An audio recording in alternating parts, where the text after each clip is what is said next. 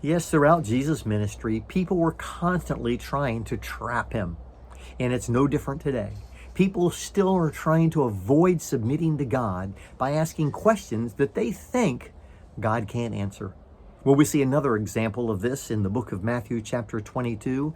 And today we'll pick up and read verses 23 through 33.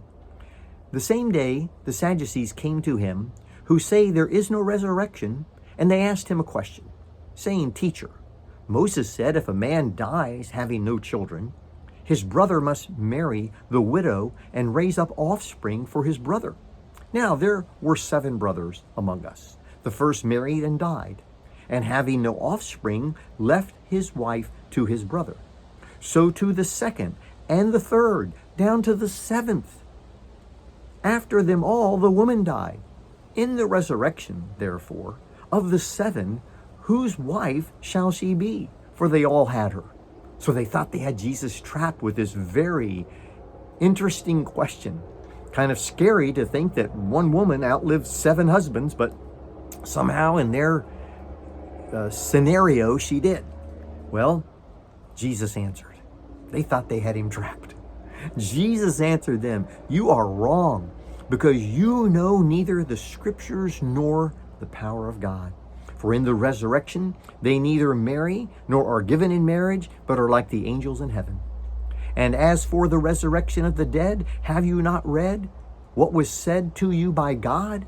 I am the God of Abraham, and the God of Isaac, and the God of Jacob. Jesus says he is not the God of the dead, but of the living. And when the crowd heard it, they were astonished at his teaching. So once again, the general principle, you can't trap him. God's wisdom is beyond the ability of the human mind to comprehend.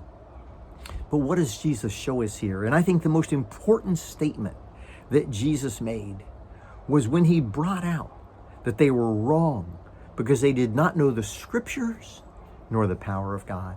What a wonderful lesson for us to remember.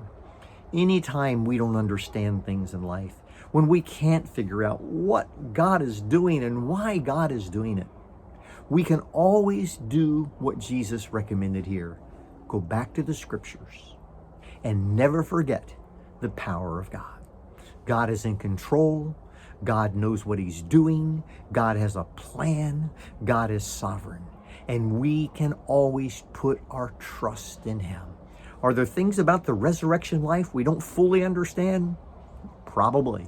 But I want you to know something. There is a resurrection because God is the God of the living and not the dead. We can trust his word because God is all powerful.